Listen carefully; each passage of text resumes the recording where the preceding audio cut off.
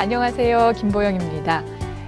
한 권의 책을 통해 인생이 바뀐 경험 혹시 해보셨나요? 그건 마치 기적과도 같은 일이 아닐까 싶은데요. 한 권의 책으로 인생이 바뀌었다고 말하는 미국의 암 전문의 버니 시겔이 이런 말을 했습니다. 저자의 통찰은 독자의 영감과 변화하려는 열망과 합쳐졌을 때만 그를 새로운 인생으로 이끌어줄 수 있다.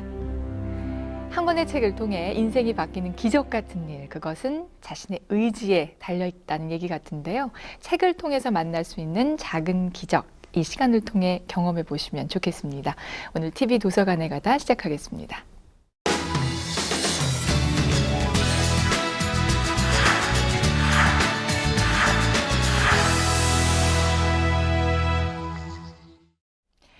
국회 도서관 서평위원회가 선정한 책을 전문가의 해설로 만나보는 시간이죠. 도관전평입니다. 오늘은 어떤 책이 준비되어 있을까요? 2015년 7월 인성교육을 의무로 규정한 인성교육진흥법이 시행됐다. 연일 뉴스에서는 도덕규범이 훼손돼 벌어지는 사건들이 보도가 되고 배려와 존중보다는 이기심으로 이어지는 각박한 세상을 보게 된다. 그렇다면 현대 사회를 살아가는 우리가 갖춰야 할 인성 덕목은 어떤 것들이 있을까? 여기 인성교육에 대한 알파와 오메가를 정리한 책 인성교육 만세가 있다. 이 시대에 왜 인성이 중요한가? 인간으로서 갖춰야 할 인성은 무엇인가? 사회 안에 살아가면서 관계로서의 인성은 어떻게 키울 것인가? 꿈을 실현하기 위한 인성까지 저자 윤문원은 말하고 있다. 고대 선인들의 말씀 인용과 다양한 영화와 책에서 살펴보는 훌륭한 삶의 이야기. 아는 것에서 그치는 것이 아닌 실천할 수 있는 방안까지. 인성에 대한 모든 것에 대해 이야기하고 있는 책 인성교육 만세를 만나보자. 오늘 도관전평이 선정한 책은 인성교육 만세입니다. 책 이야기 함께해 주실 두 분 모셨습니다. 먼저 이 책의 저자 윤문원 칼럼니스트. 안녕하세요. 네, 안녕하십니까. 네, 차광진 철학 박사 나오셨습니다. 네, 반갑습니다. 감사합니다. 네, 안녕하세요. 1년 전이었죠. 2014년 12월 인성교육진흥법이 국회를 통과해서 올해 7월 21일부터 시행이 됐습니다. 이와 관련해서 인성과 관련한 많은 것들을 살펴볼 수 있는 책 인성교육 만세, 이 책을 토대로 오늘 이야기 나눠보겠습니다. 자, 먼저 책 이야기 하기 전에 인성교육진흥법에 대한 이야기부터 좀 해야 될 것 같아요. 그 인성교육이라는 것은 이제 우리가 올바르고 건전한 그 시민 육성을 목표로 하고 있는데 그 인성교육진흥법에서의 어떤 인성교육에 대한 정의는 정말 올바르고 건전한 인성을 가지고 그 타인과 공동체 그리고 자연과 더불어 살아갈 수 있는 그 성품과 역량을 기르는 것을 인성교육으로 이렇게 정의를 하고 있습니다. 네, 그렇군요. 근데 이 인성교육을 의무로 규정한 세계 최초의 법이라고 하더라고요. 이게 어떻게 보면 좀 씁쓸한 것 같기도 해요. 근데 인성교육이 정말 필요한 일이기는 하지만 이것을 법으로까지 정해야 하나 이런 목소리도 있거든요. 이거 인성이니 이 윤리도덕 같은 건 어떤 면에서 실천보다는 어떤 추상적인 문제를 건드린 문제가 많이 있는데 네. 아무리 강조를 해도 듣지를 않습니다. 네. 이런 것은 또 하루아침에 되지를 않습니다. 그러니까 위정자들이 또는 국가정책으로서 많은 세월을 가지고 최소한도 한 5년 이상을 했었을 적에 이것이 어떤 소기의 목적이 달성되는데 위정자들이 가만히 보면은 단기간에 무슨 효과 나는 거, 성과 나는 것만 매만지지 이런 사상이나 철학 분야에는 전혀 관심을 없어요. 뒤늦게나마 이런 인성교육법에 나온 것은 정말 다행이라고 생각합니다. 네. 사실 요즘에 세상이 좀 각박하긴 해요. 강력범죄들도 정말 네, 많고요. 그렇습니다. 네. 그래서 어릴 때부터 이렇게 인성교육을 해야 된다는 목소리가 좀 크기는 합니다. 예. 그런 배경으로 이 책을 쓰게 되신 건가요? 예, 그렇죠. 작년에 그 세월호 사건이 벌어지지 않습니까? 세월호 사건 속에서 사람의 어떤 책임의식이라든지 근간에 보면 상상할 수 없을 범죄가 일어나고 있는 네. 거죠. 대한민국을 동방예의지국이라고 그랬는데 그런 말들을 무식하게 할 정도로 이렇게 많은 사건, 사고가 일어났기 때문에 뭐 그런 면에서 어떤 인성이 강조될 어떤 책이 필요하지 않나 하는 생각을 했습니다. 네. 그리고 개인적으로는 그동안에 제가 그 인성에 대한 교재에 많은 신경을 썼었습니다. 그 쫄지마 중학생이라든지 뭐 길을 묻는 청소년이라든지 네. 그 잘 나가는 청춘, 흔들리는 청춘 등 어떤 책 제목을 가지고 그 청소년들의 인생에 대해서 상당히 신경을 많이 쓰게 된 거죠. 네. 이번에 그 인생교육 만세는 그러한 책의 연장선상에서 한번 집대성해보자 하는 측면에서 이거를 쓰게 됐습니다. 네, 그렇군요. 네, 그렇습니다. 책 내용이 참 궁금해집니다. 첫 부분을 보니까요, 이런 문장이 눈에 띄었습니다. 삶은 어떤 일이 생기느냐에 따라서 결정되는 것이 아니라 어떤 태도를 보이느냐에 따라서 결정된다. 사실 살면서 누구나 참 다양한 일을 많이 맞닥뜨리게 예, 되잖아요. 그렇습니다. 근데 어떤 태도를 취하느냐 이런 것에 따라서 달라진다 이런 얘기죠. 그렇죠. 예, 책을 보면서 참 반성을 일단 많이 하게 됐어요. 그래서 인간으로 갖춰야 되는 그 인성의 덕목들이 정말 네. 많더라고요. 그 중에서 요즘에 우리들이 좀 많이 놓치는 부분들, 특히 뭐가 있을지 좀 짚어주시겠어요? 네, 인생의 가장 그 출발점은 그 자아 정체성의 확립이라고 생각을 합니다. 요즘 보면은 이 경쟁사에서 네. 정말 유행을 따르게 되고 음. 또 자신을 잃게 되는 경우가 굉장히 많지 않습니까? 그렇죠. 예. 그 톨스토이는 이런 이야기를 했습니다. 사람이 살면서 정말 많은 것을 하고 많은 것을 이루지만은 영혼을 잃으면서 살아가서는 안 된다고 하는 겁니다.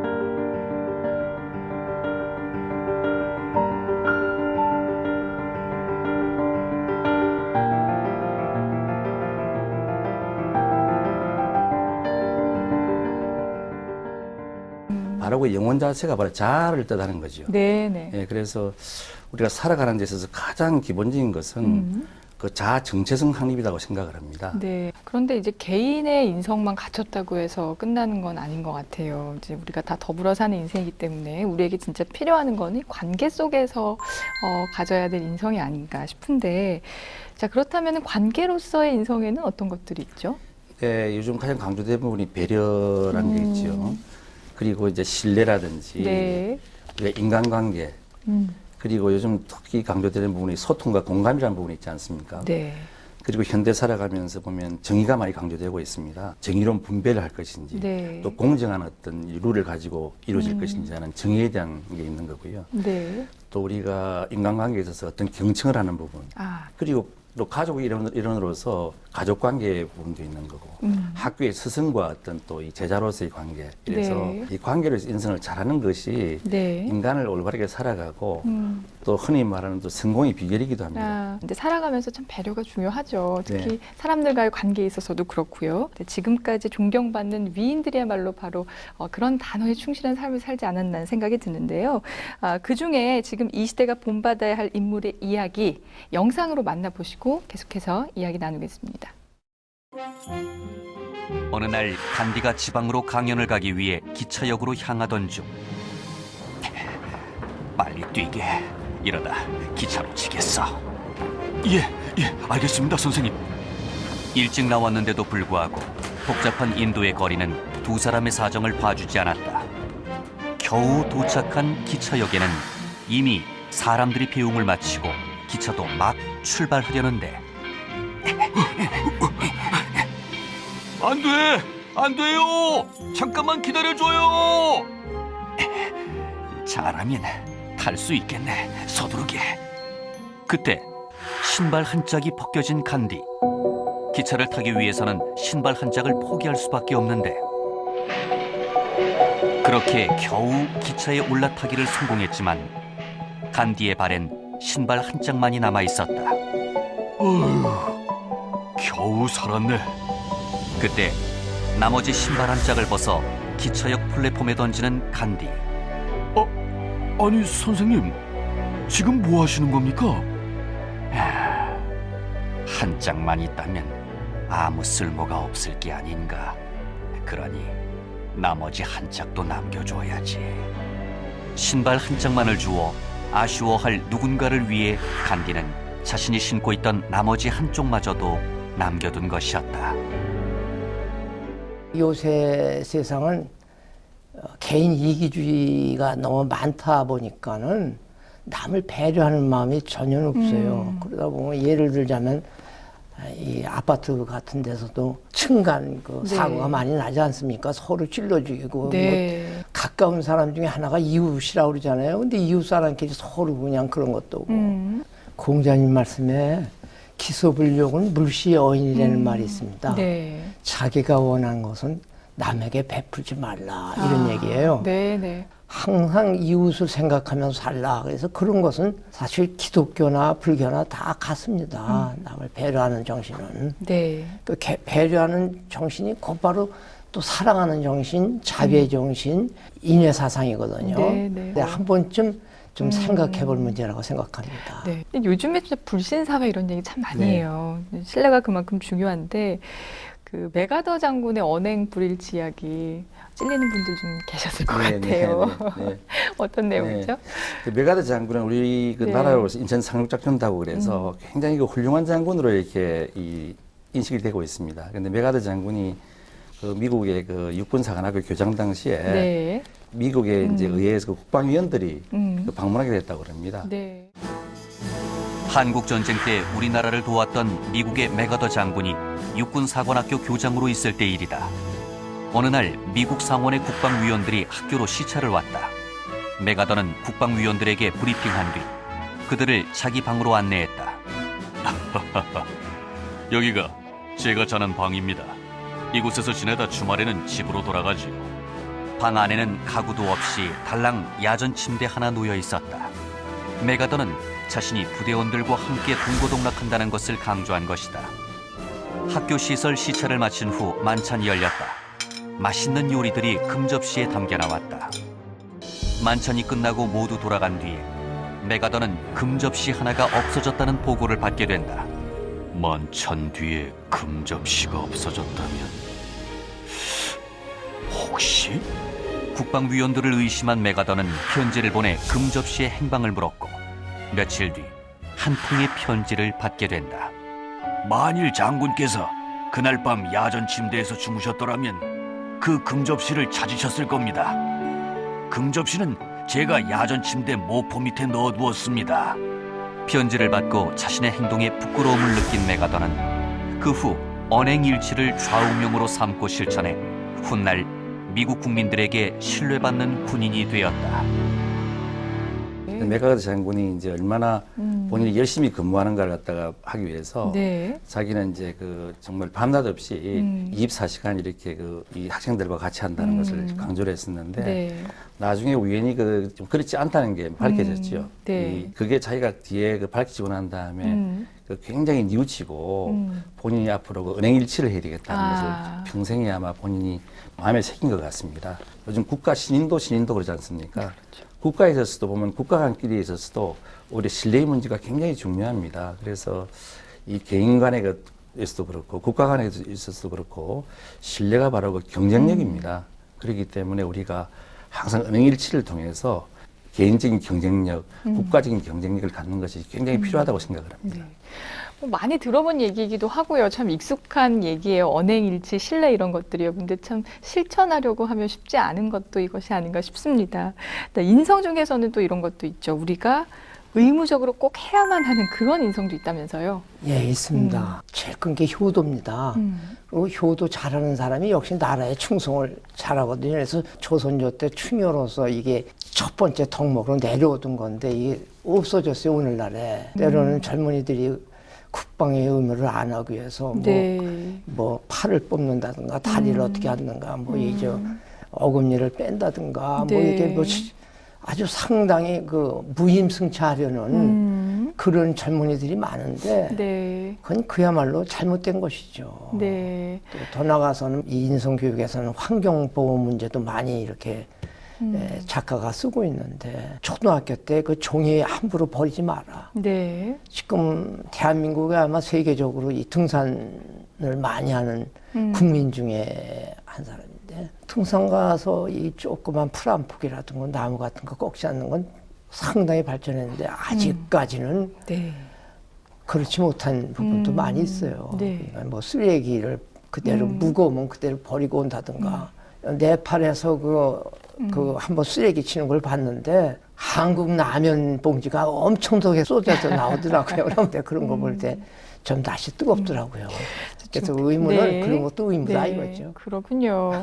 지금 이제 의무적으로 행해야 되는 인성으로 뭐 애국심이라든지 효도라든지 환경보호 이런 것들을 꼽아주셨는데요. 그런 것들에 다 기본이 되는 게 바로 책임감이 아닌가 싶어요. 그 미국의 어떤 유명한 그 대통령, 그 트루만 대통령이 있습니다. 네. 트루만 대통령은 자신의 그 집무실 그 위에다가 나무 명피로 된 The buck stops here 해가지고 책임은 바로 여기에 머문다. 아, 모든 최종 책임은 자기가 진다는 대통령 끝나는 순간까지 지키려고 노력했던 사람입니다. 우리가 애국심이라든지 이런 게 하나의 단적인 예로 우리가 노블레스 오블리주 이야기를 많이 합니다. 노블레스 오블리주의 어떤 예로서 외국에 보면은 영국의 이턴스쿨에 있는 학생들이 보면 이 귀족 출신들의 자제들이 굉장히 많죠. 그렇죠. 네. 그런데 2차 대전에서 수많은 이턴스쿨 학생들이 사망을 했습니다. 전투에 참전해서. 네. 그리고 이 노블레스 오브리주라는 말이 프랑스에서 나온 이야기인데 1300년대에 영국과의 전쟁에서 귀족의 어떤 그 자제들이 많이 희생이 됐습니다. 네. 그리고 이제 프랑스가 유럽 내에 있어서 많은 전쟁을 치르게 되는 과정에 있어서도 귀족 자제들이 많이 그 전쟁에서 희생이 된 거죠. 우리 솔선수범한 겁니다, 오히려. 근데 그런 것을 보면서 과연 한국에 오히려 그 노블리스 오블리주가 실천이 되고 있는지 하는 부분에 대해서는 네. 책임감의 측면에서 볼 때 많은 생각하게 되는 측면이라고 생각을 합니다. 네. 자, 책에서 중요하게 강조하고 있는 인성 중에 하나가 꿈에 대한 겁니다. 저는 이 부분이 좀 특별했던 것 같아요. 인간으로서 꿈을 품고 실현하기 위해 노력한 것은 당연하고 바람직한 일로 꿈은 필수 불가결한 인성 덕목이다. 이렇게 책에 쓰셨어요. 특별히 꿈을 강조하신 이유가 있나요? 그 인간이 그 꿈이 없다고 한다면 인간이 아닌 거죠. 예, 요즘 보면은 그 꿈이 없이 네. 정말 사회가 그냥 흘러가는 대로 사는 경우가 굉장히 많습니다. 그래서 우리가 그 꿈이라는 것은 인생의 목표이기 때문에 꿈을 위해서 항상 도전하는 자세가 굉장히 중요합니다. 그러나 각자가 주어진 이 여러 가지 꿈이 가지고 있겠죠. 네. 이 미국에 보면 마틴 루터 킹이 유명한 이야기 있지 않습니까? 네. I have a dream. 나에게는 꿈이 있습니다라고 이야기했습니다. I have a dream that one day this nation will rise up, live out the true meaning of its creed. We hold these truths to be self-evident that all men are created equal. I have a dream that one day on the red hills of Georgia, sons of former slaves and the sons of former slave owners will they be able to sit down together at the table of brotherhood. 그 마틴 루터 킹은 그 자신이 가진 꿈을 흑인들이 정말 인권을 존중받는 그러한 사회를 자신의 평생의 그 꿈으로 생각을 하고 그것을 성취하기 위해 노력했습니다. 그것을 이루는 과정 자체가 삶에 있어서 굉장히 중요한 이 과제이자 오히려 목표가 아닌가 이렇게 생각을 하고 있습니다. 인간 자체가 다른 동물과 달라서 네. 목표 지향적인 걸 원하고 있습니다. 그러니까 목표 지향적인 거. 그러니까 인생에 어떤 목표가 있어야 되는데 여기서 이제 꿈으로 우리가 얘기를 했는데 네. 그거 없다고 한다면 그 사람은 동물만도 못하고 하나의 나무 토막에 불과한 네. 것입니다. 유방이라는 그런 사람도 꿈을 갖고 결단을 내려서 자기가 황제가 됩니다. 재산은 소작인 정도가 되었고 네. 공부를 전혀 배우지를 않은 무식쟁입니다. 그래서 선비들이 지나가면 갓을 뺏어가지고 거기다 오줌도 그러는 사람인데 네. 자기가 부족한 것을 남한테 자꾸 취하면서 표현하는 그런 도량이 좀 컸었어요. 네. 그래서 그 주위에 많은 사람이 몰려드는데 그 한신이라는 싸움 잘하는 전략전술가 또 장량이라는 머리 잘 쓰는 사람 또 집안 살림 잘하는 소화라는 한 삼거리라고 하는 이 세 분 때문에 물론 그 밑에 이제 줄줄이 많은 이 좋은 그 장군들이 많이 있지만 네. 그런 분들을 가지고 있어갖고 자기가 부족한 면을 잘 보충을 해서 결국 변화돼가지고 결국 천하를 쟁취하는 겁니다. 우리가 위대하다고 하는 것은 바로 그런 게 그 사람들을 교훈을 통해서 우리가 배우지 않나 이렇게 생각해요. 그렇다면은 이 꿈을 실현하기 위해서 혹은 계획할 때 가장 필요한 것들은 뭐가 있을까요? 네, 변화와 그 창의성에 대한 어떤 태도가 필요하다고 봅니다. 변화와 굉장히 중요합니다. 창의성. 네. 왜냐하면 이게 그 사회가 급변하잖아요. 이 하루가 아니라 뭐 정말 생각의 속도까지도 변할 정도로 네, 맞습니다. 이렇게 급변하게 변하고 있습니다. 네. 그런데 변화에 대해서 우리가 어떻게 바라보고 이렇게 대처하느냐는 그 자세는 굉장히 중요한 인생 덕목입니다. 네. 꿈을 이루기 위해서는. 네. 그 니체가 이런 이야기를 했습니다. 우리가 변화에 대처하기 위해서는 나를 버려야 된다고요. 나를 완전히 불태워야 된다고 그랬습니다.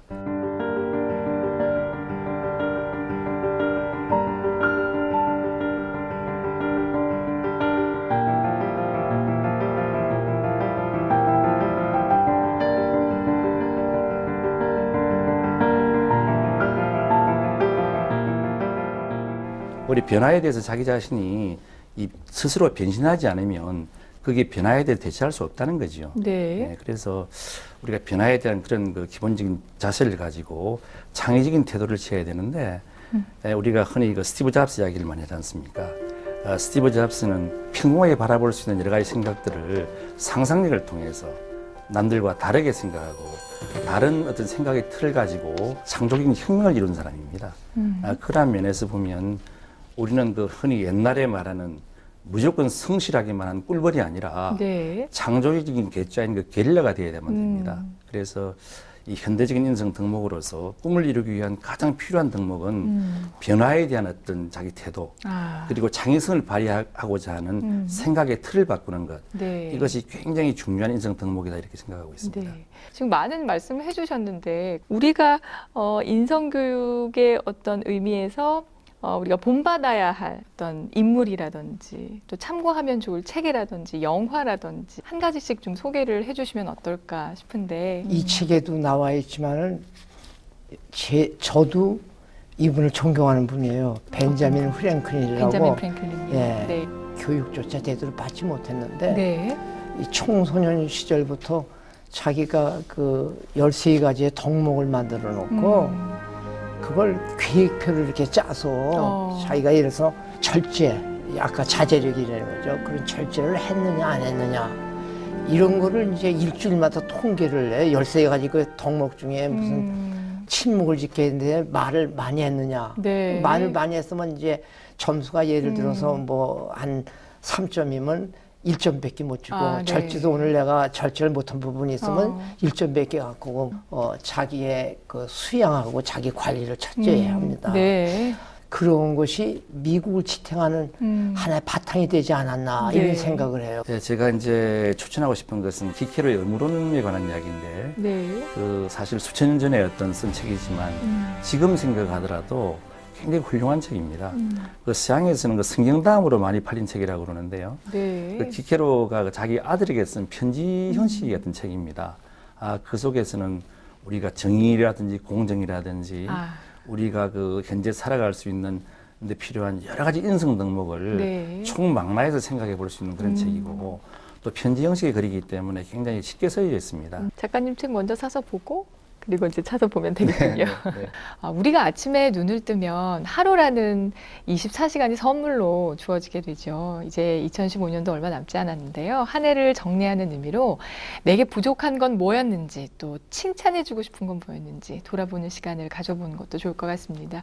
오늘 좋은 말씀 해주신 두 분 고맙습니다. 네, 감사합니다.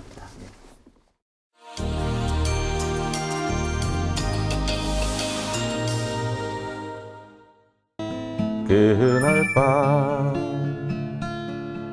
상아 혼자 울고 있나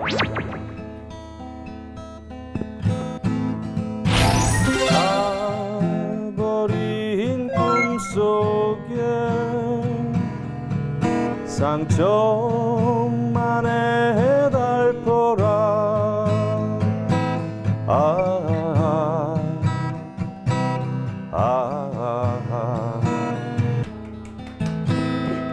말씀하셔도 되겠는데요? 전혀 아닙니다.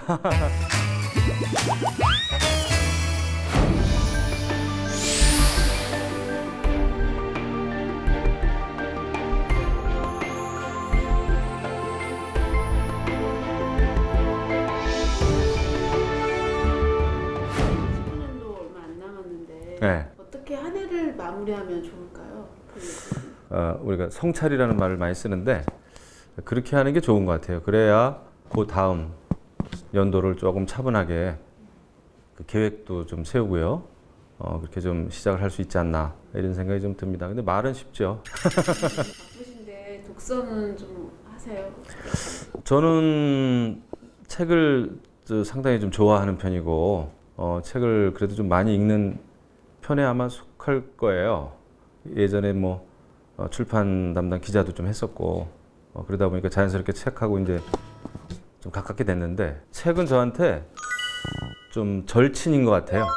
네, 아주 친한. 직업상 정치 관련 서적도 읽지만은 철학서도 좀 읽고 무슨 수필 또 역사서 또 이제 경제 관련 서적들 그래서 거의 뭐 닥치는 대로 읽는 편입니다. 예. 저한테 소개해줄 책이? 예. 책을 한 권 소개해 드릴까요? 책이 그냥 좀 널려 있는데요. 이게 체계적으로 안 돼 있고. 요 책입니다. 나를 깨우는 삼삼한 책이라고 읽어야 되겠더라고요. 저도 이거 고민을 많이 했는데 33인가 근데 그 자유주의에 관련된 여러 가지 책 그중에서 아주 엑기스라 그러죠. 33권을 뽑아서 33사람이 이 책을 이제 각자 하나씩 정해가지고 서평을 한 책인데 여기에서 소개한 33권의 책을 자연스럽게 보게 되는 그래서 이 책을 읽고 나서 또 제가 또 몇 권을 또 샀습니다. 여기서 이제 추천한 책이죠. 그래서 이 책도 그렇고 그 다음에 이 책도 여기서 소개가 또 됐었고요. 그리고 이 책도 여기서 소개가 됐었고 그래서 이 책을 읽다 보니까 계속 책을 사게 돼요.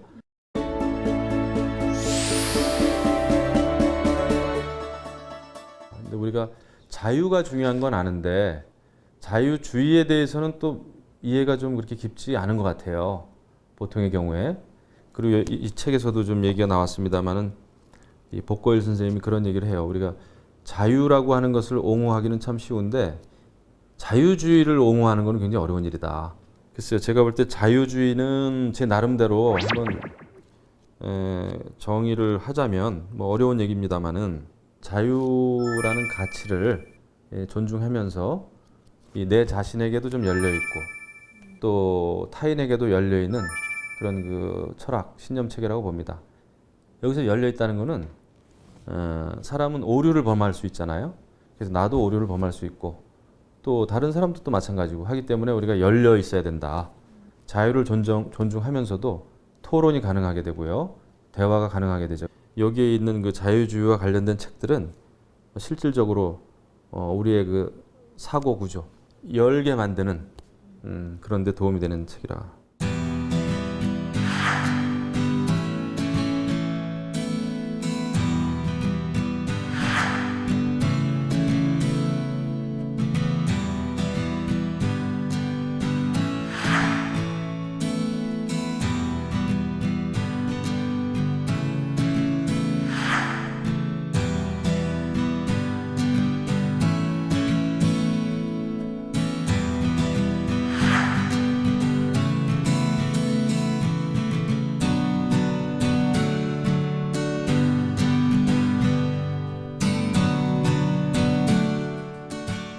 인간의 본성을 이해하는 게 굉장히 중요하다. 우리가 공부를 하고 책을 읽는 것은 인간의 본성을 이해하기 위한 거 아니겠습니까? 그랬을 때 여기서는 인간의 본성에 가장 가까운 이념이 자유주의라는 거죠. 왜냐하면 인간은 누구나 자유를 추구하잖아요. 억압받는 거 싫어하고 규제받는 거 싫어하고 그렇기 때문에 사실 인간의 본성에 가장 맞는 것이 자유주의고 그런 인간의 본성에 맞는 자유주의를 추구해온 나라들은 번성하게 되고 발전하게 되고 그런 인간의 본성인 자유를 억압하고 그런 그 사회주의, 공산주의는 결국은 멸망하게 되는 인간이 가지고 있는 그런 자유를 향한 갈망, 본성 그것을 인정해 주자 이겁니다. 자유롭게 경쟁하게 하고 그리고 평등이라는 것도 기회의 평등을 줘야지 결과의 평등을 강요하면은 그것은 자유주의가 아니죠. 그래서 자유주의는 결국은 또 자본주의 시장 경제하고도 이렇게 연결이 되죠, 자연스럽게. 그래서 자유주의 또 자본주의 시장 경제의 중요성을 강조한 책이죠. 33권의 자유주의 저작들을 해설한 이 책을 읽으면 자유주의에 대해 잘 모르는 독자들도 그 이념의 모습을 어렴풋이나마 그리게 될 것이다. 그리고 앞으로 무슨 책들을 읽어야 할지 깨닫게 될 것이다. 하이에크의 치명적 자만을 안내하는 신중섭 교수는 인생은 만남의 연속이다. 살아가면서 우리는 사건을 만나고 사람을 만나고 책을 만난다. 만남을 통해 세상을 보는 우리의 눈과 인생의 좌표가 변한다고 썼다. 이 책에서 자유주의 저작들에 대한 안내인 노릇을 하는 저자들은 결국 자신들의 만남을 수레하는 것이다.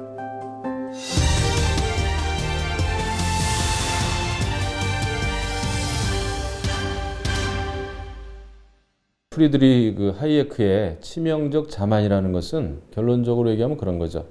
인류의 역사는 점진적으로 계속 진화해 온 것이지 어느 날 하루아침에 혁명을 꿈꾸는 자들에 의해서 세상이 발전되어 온 것은 아니다. 오히려 인간의 이성만을 믿고 하루아침에 세상을 바꿀 수 있다라고 하는 이런 착각을 가진 이상주의자들은 오히려 다른 사람들을 억압하게 된다는 겁니다. 잘못된 형태의 극우주의나 또 사회주의나 공산주의로 빠지게 되는 거죠. 자기 이성에 대한 또 인간의 이성을 확신하는, 맹신하는 그것은 자만이다. 그래서 그렇게 치명적인 자만심을 가진 사람과 치명적인 자만에 빠진 나라는 결국 멸망하게 되는 것이다. 그래서 그런 거에 빠지지 말자라는 거예요. 그렇다고 하이에크가 이성을 전면적으로 부정하는 것은 아니다. 그는 정당하게 사용된 이성을 옹호한다. 정당하게 사용된 이성은 이성의 한계를 인정하는 이성이다.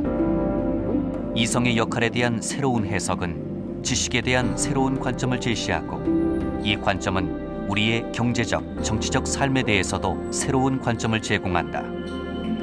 지식이 그 본질상 분산되어 있다면 분산된 지식을 잘 활용할 수 있게 하는 제도가 중요하다. 자본주의가 바로 지식을 가장 잘 이용할 수 있도록 해주는 제도라는 것이 하이에크의 생각이다.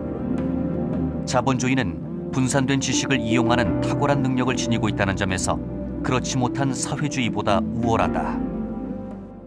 그 하이에크의 또 다른 책, 그 노예의 길도 같은 책인가요? 같은 맥락입니다. 그러니까 이 노예의 길도 사회주의처럼 경쟁을 안 하고 경쟁이 배제돼 있고 결과의 평등만을 강조하고 규제가 있는 이런 사회는 결국 노예의 길로 간다는 얘기입니다. 멸망한다는 뜻이죠. 그러니까 미제스, 하이에크, 프리드만 이런 사람들은 자유주의와 또 자본주의 시장 경제를 옹호하는 또 철학적으로 그걸 잘 설명해주고 있는 그런 학자들이죠. 사회주의 계획 경제가 실패할 수밖에 없다고 주장을 그렇죠. 네. 그 근거가 어디 있을까요? 왜냐하면은 이 세상에서 여러 가지 이제 물건을 생산하고 이 물건을 또 유통시키고 판매하고 이런 기업가들은 굉장히 그 어떤 세상 이치에 박습니다. 근데 이런 것을 국가가 대신할 수 없다는 거예요. 왜냐하면 국가는 모든 정보를 가지고 있지가 않습니다. 때문에 국가가 이 제한된 정보를 가지고 계획 경제를 하면은 망할 수밖에 없다는 거예요. 그거에 가장 안 좋은 예가 지금 북한 아닙니까? 그리고 이미 또 다른 사회주의 국가들도 멸망했죠. 국가가 그거 대신할 수 없다는 겁니다. 그것은 기업가들한테 맡겨야 되고 시장에 맡겨야 된다. 왜냐? 시장이라고 하는 것은 상당히 정확하게 작동된다. 가격이라는 게 있기 때문에 우리 남북한 비교해 봤을 때도 굉장히 딱 들어맞는 길이고요. 자유주의를 택한 대한민국은 우리가 해방 직후에 농업 인구가 71%나 되는 굉장히 가난한 농업 국가였어요. 우리 대한민국은. 하지만 자유주의 시장 경제를 택하면서 우리는 여태까지 지금 세계 10위권의 경제 대국으로 성장을 했죠. 한국 현대사는 거대한 세계사적 실험장이었다. 긴 세월 한 나라로 존속하면서 같은 문화와 거의 비슷한 지리적 환경을 가진 남북한은 60년간 세계사적 실험을 통해 양극단으로 벌어졌다. 과거 역사학자들은 지정학적 위치와 문화를 독립변수로 삼아 세계사의 변화를 설명해왔다. 하지만 남북한의 극단적 분화 과정을 추적하는 과정에서 이제 그들은 국가의 흥망을 가르는 가장 직접적이고 중요한 변수는 바로 정치적, 경제적 지도라는 점을 깨닫기 시작했다. 경제적 자유를 보장하는 포용적 자유주의 경제 시스템은 발전과 번영의 길이고, 국가 권력이 개인의 경제적 자유를 침해하는 배타적 명령 경제 시스템은 하이에크의 통찰대로 노예의 길인 셈이다.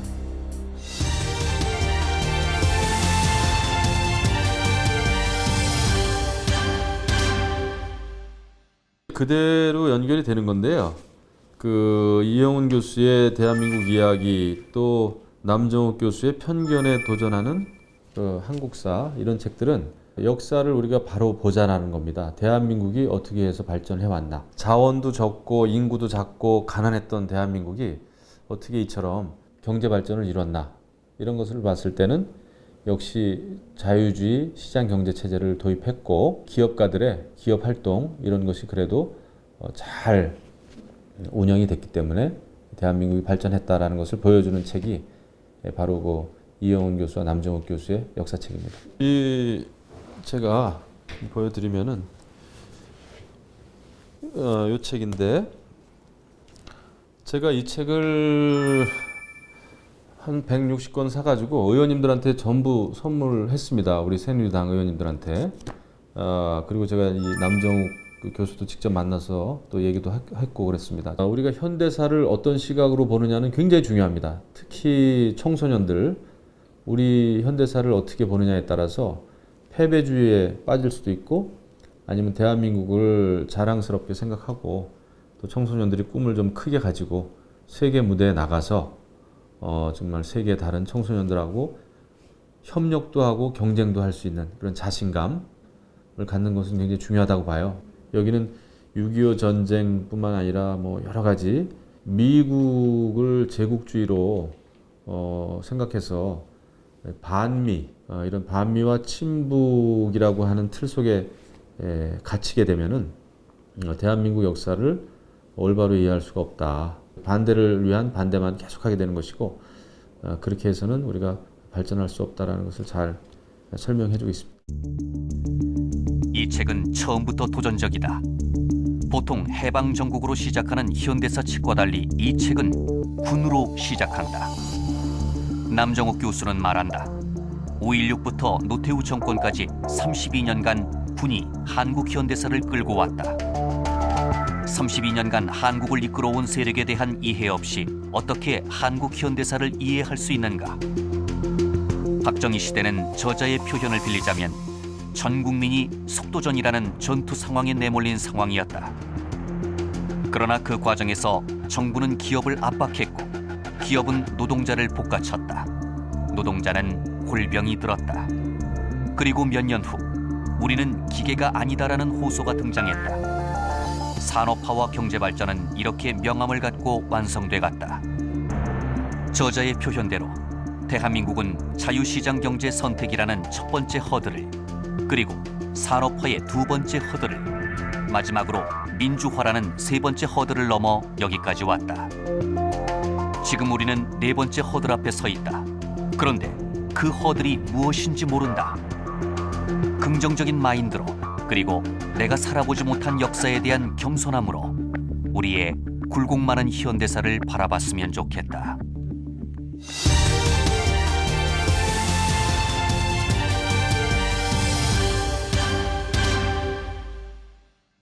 어쨌든 간에 현대 역사 이런 걸 잘 알아야 미래로 갈 수 있다는 건데, 자유주의의 미래에서 보면 지금 애덤 스미스를 다시 읽는다는 책이 있잖아요.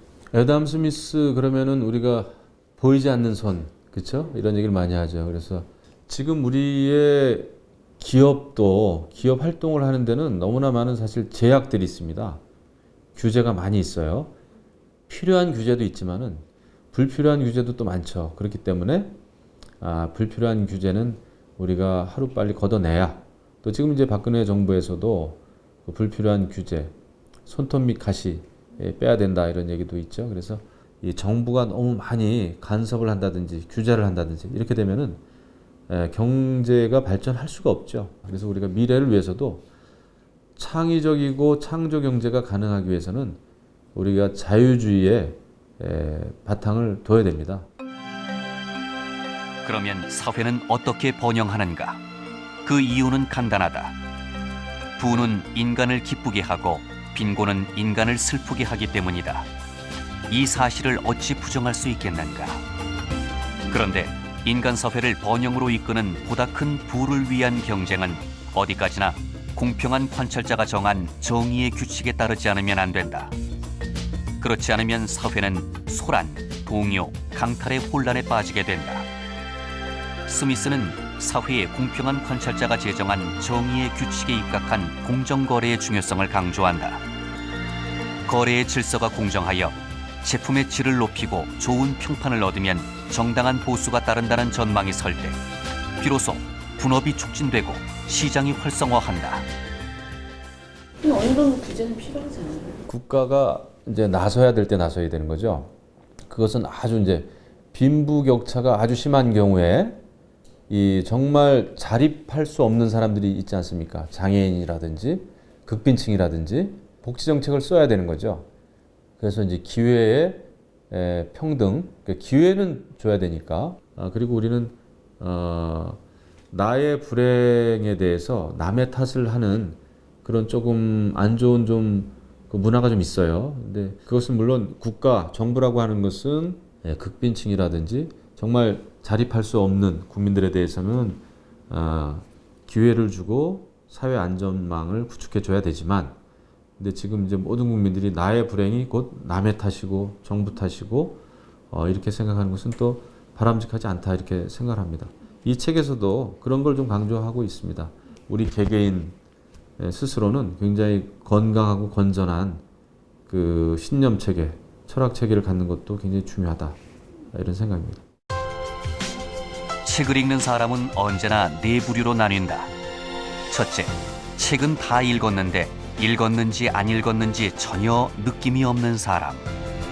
둘째, 그중 한두 구절만 터득하고는 바로 이것이구나 하고 좋아하는 사람.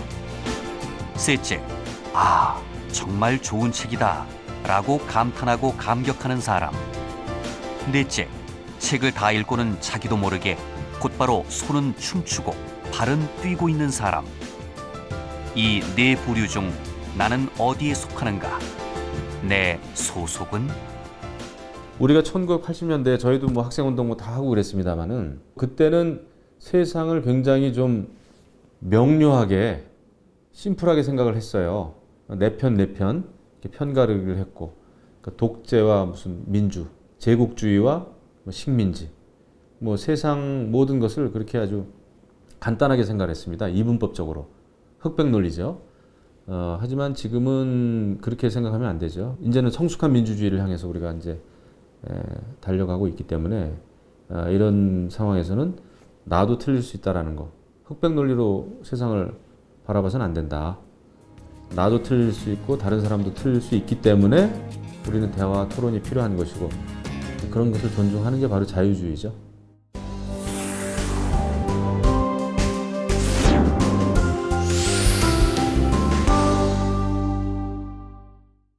국회 도서관이 엄선한 새로 나온 책과 화제의 책들을 만나보는 시간입니다. 오늘은 또 어떤 책들이 준비되어 있는지 함께 보시죠. 각박한 도시 생활을 하다 보면 한 번쯤 자연에서 살고 싶다 이런 생각하게 되죠.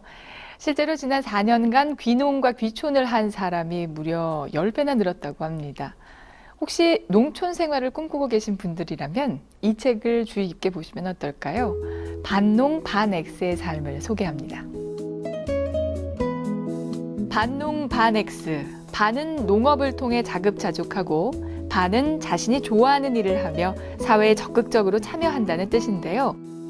이 낯선 단어를 생각한 사람은 10여 년간의 회사원 생활을 접고 고향으로 귀농한 시오미 나오키입니다. 어떻게 살 것인가에 대해 고민하던 그는 온전한 삶을 살기 위해서는 자신을 지키는 지혜와 하나의 일을 해낼 수 있는 역량이 필요함을 깨달았는데요. 그래야만 먹고 사는 것에 휘둘리지 않고 삶의 즐거움과 보람을 느낄 수 있다고 말합니다. 이 책에서는 영화 자막 번역가, 요리교실 강사, 심리치유사 등 저자처럼 농사를 지으며 좋아하는 일을 하는 사람들의 다양한 이야기가 소개되는데요. 저자는 반농 반X의 삶이 노인 소외나 일자리 부족과도 같은 현대사회의 문제점을 해결하는 데 도움이 된다고 말합니다. 당신이 먹은 것이 무엇인지 말해달라. 그러면 당신이 어떤 사람인지 말해주겠다. 프랑스 미식가 브리아 사바랭의 말인데요. 음식은 먹는 것을 넘어 많은 정보를 담고 있다는 뜻이겠죠. 여러분은 음식에 대해 얼마나 알고 드시나요? 우리에게 미처 알려지지 않은 음식 이야기, 음식에 담아낸 인문학에서 만나보시죠. 전국 방방곡곡을 다니며 음식 문화를 취재해온 저자 남기현. 그의 생생한 취재물이 이 책에 오롯이 담겼는데요. 그동안 잘 알려지지 않은 음식의 유래와 역사뿐 아니라 음식에 반영된 우리의 삶과 문화까지 소개합니다. 이 책에는 중국에서 건너온 짜장면이 어떻게 우리나라의 대중음식이 되었는지, 복날의 삼계탕으로 이열치열을 하는 이유는 무엇인지, 음식에 담긴 재미있는 이야기들이 가득한데요. 뿐만 아니라 초승달을 신성시 여기는 이슬람 국가에서는 초승달과 닮은 빵인 크루아상을 먹지 못하게 법으로 금지했고, 오늘날의 뷔페는 스칸디나비아 해적인 바이킹에 의해 시작됐다는 점도 소개해 흥미롭습니다. 상식의 지평을 넓혀주는 맛있는 이야기, 남기현의 음식에 담아낸 인문학은 음식의 역사는 곧 인류의 역사임을 증명하는 책입니다. 우리나라 자살률은 11년째 OECD 국가 중 1위인데요. 매일 38명이 스스로 목숨을 끊는다고 합니다. 왜 한국에서는 이런 비극이 계속되는 걸까요? 자살의 근본적인 원인을 파헤쳐보는 책, 심리부검을 소개합니다. 경찰청 프로파일러 출신으로 미국에서 한국인 최초로 심리부검 전문가 자격을 획득한 저자 서종한. 그는 자살한 사람이 남긴 자료를 분석하고 주변 사람들과의 면담을 통해 자살에 이르게 된 원인을 찾아내는 방식을 심리부검이라고 설명하는데요. 이 책에서는 40여 건의 실제 사례를 중심으로 심리부검의 탄생에서부터 자살의 유형까지 일목요연하게 정리했습니다. 특히 입시 실패 자살, 직장 따돌림 자살, 가축 살처분 후 충격으로 인한 자살 등 한국에서 발생한 사건을 추적해 재구성했는데요. 자살하는 이의 심리와 행동을 자세히 서술해 매우 인상적입니다. 세상을 등질 수밖에 없었던 이들의 가슴 아픈 얘기를 담은 서종한의 심리부검. 이 책을 통해 우리 주변에 힘들어하는 이들이 없는지 한 번쯤 돌아보는 계기가 되길 바랍니다. 마이클 잭슨, 타이거 우즈, 줄리아 로버츠. 이 세 사람의 공통점이 있는데요. 바로 이들의 옆에는 훌륭한 코치가 있었다는 점입니다. 코치의 피드백을 통해 최고의 위치까지 오를 수 있었다는데요. 상대방의 역량을 끌어낼 수 있는 피드백, 어떻게 해야 할까요? 탁월한 리더는 피드백이 다르다 해서 확인해 보시죠. 저자 김상범은 한국코치협회가 선정한 2015년 올해의 코치이자 경험과 이론을 겸비한 코칭 전문가인데요. 그는 피드백을 자신과 조직을 객관적으로 볼 수 있는 거울이라 말하며 매일 거울을 보는 것처럼 개인과 조직은 피드백을 일상화해야 한다고 강조합니다. 이 책에서는 피드백의 무한한 가치를 소개하는 것을 시작으로 성과 향상을 위한 피드백, 최고의 동기부여를 줄 수 있는 피드백 등 여러 상황에 맞는 피드백 노하우들을 설명하는데요.